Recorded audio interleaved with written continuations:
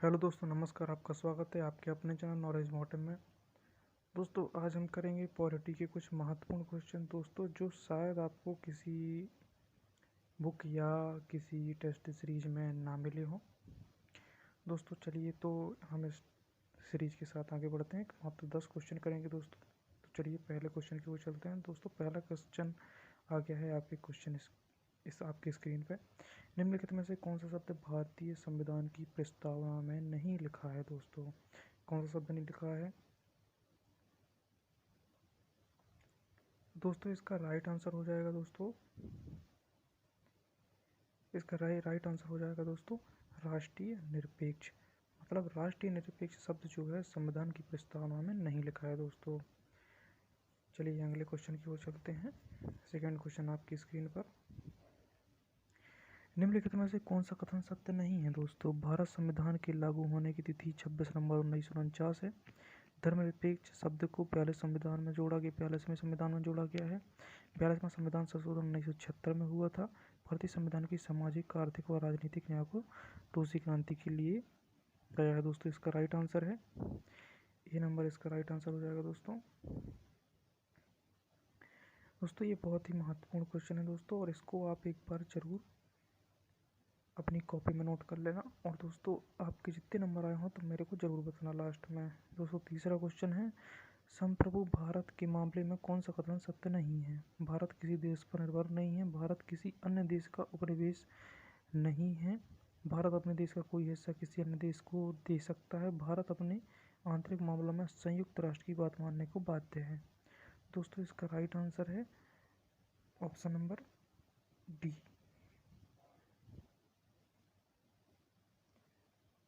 चलिए अगले क्वेश्चन की ओर चलते हैं दोस्तों। अगला क्वेश्चन आपकी स्क्रीन पर, के एम मुंशी का संबंध किससे है दोस्तों? के एम मुंशी का संबंध किससे? संविधान की प्रारूप समिति से, प्रस्तावना समिति से, लोक लेखा समिति से, या इनमें से कोई नहीं। दोस्तों आपको क्वेश्चन ध्यान से पढ़ लेना है कि के एम मुंशी का संबंध किससे। दोस्तों आशा करता हूँ कि आपने आंसर लगा दिया होगा।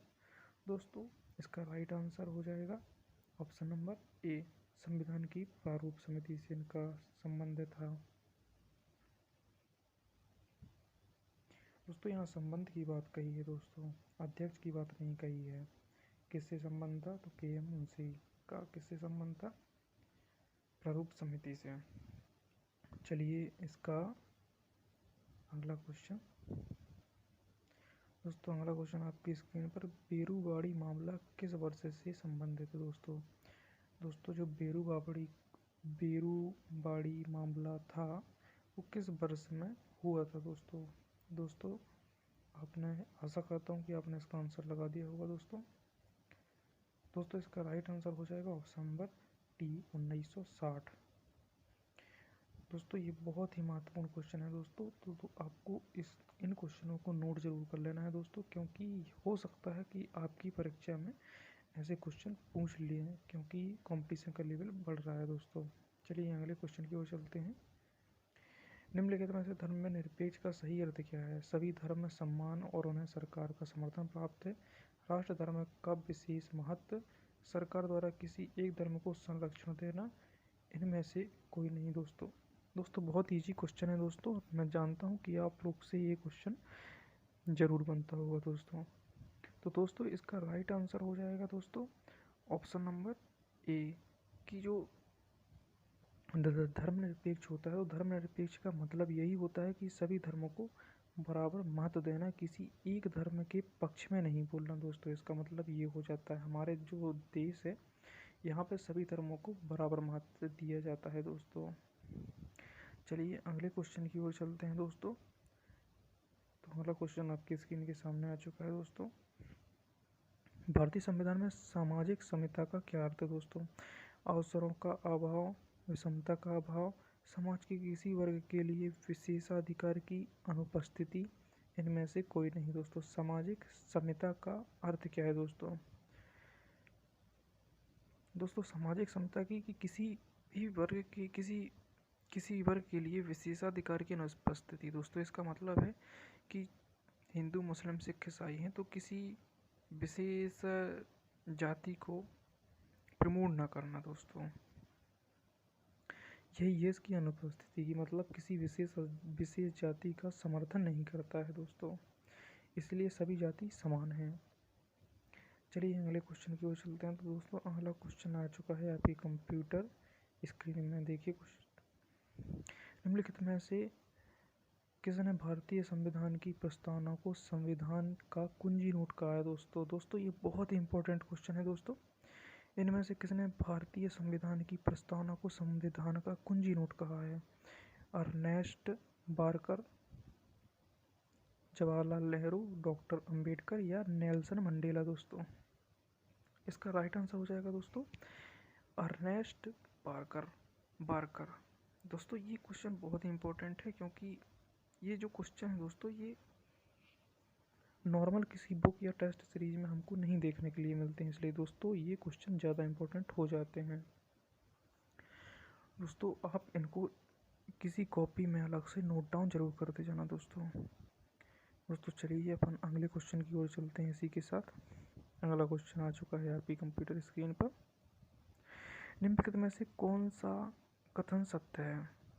बेरूबरी केस में सुप्रीम कोर्ट ने कहा था कि प्रस्तावना संविधान का भाग नहीं है। केशवानंद भारतीय केस में सुप्रीम कोर्ट ने कहा था कि प्रस्तावना संविधान का भाग है। भारतीय संविधान की प्रस्तावना को कनाडा के संविधान से लिया गया है। इनमें से कोई नहीं। तो दोस्तों इनमें से कोई भी कथन सत्य नहीं है दोस्तों मैं जानता हूँ थोड़ा कन्फ्यूजन वाले क्वेश्चन जरूर हैं दोस्तों, लेकिन ये बहुत ही इंपॉर्टेंट क्वेश्चन है दोस्तों। अब आपको क्या करना चाहिए कि जो ये 4 ऑप्शन इसमें दिए गए हैं, आप जब भी वीडियो देखना इस पर, तो आप इन चारों क्वेश्चन को एक गूगल से या कुछ से एनालाइज ज़रूर करना दोस्तों, क्योंकि एक क्वेश्चन के मत्थे एग्ज़ाम नहीं निकलता दोस्तों। चलिए अगले क्वेश्चन की ओर चलते हैं दोस्तों। भारतीय संविधान की प्रस्तावना की भाषा को किस देश से लिया गया है दोस्तों? जो भारतीय संविधान है उसकी जो प्रस्तावना है वो कौन से देश के संविधान से ली गई है दोस्तों? अमेरिका से, कनाडा से, ऑस्ट्रेलिया से या आयरलैंड से दोस्तों ध्यान से क्वेश्चन पढ़िएगा दोस्तों। इसका राइट आंसर हो जाएगा ऑस्ट्रेलिया। जो प्रस्तावना की जो भाषा की बात कर रहे हैं यहाँ पे दोस्तों, तो जो प्रस्तावना की भाषा है वो ली गई है ऑस्ट्रेलिया के संविधान से। दोस्तों ऑस्ट्रेलिया से एक चीज़ और ली गई, जैसे समवर्ती सूची भी ऑस्ट्रेलिया से ली गई है दोस्तों, समवर्ती सूची। चलिए अगले क्वेश्चन की ओर चलते हैं दोस्तों अगला क्वेश्चन आ चुका है आपकी स्क्रीन पर। सॉरी दोस्तों 10 ही क्वेश्चन थे, मैं भूल गया था। तो दोस्तों आपने अगर ये चैनल को लाइक और सब्सक्राइब नहीं किया है दोस्तों, तो प्लीज़ इसको सब्सक्राइब कर लीजिए और लाइक कर लीजिएगा दोस्तों, क्योंकि इससे मेरे को मोटिवेशन मिलेगा और मैं आपको और भी ढेर सारी यूनिक वीडियो लेके आपके सामने आऊँगा। धन्यवाद दोस्तों।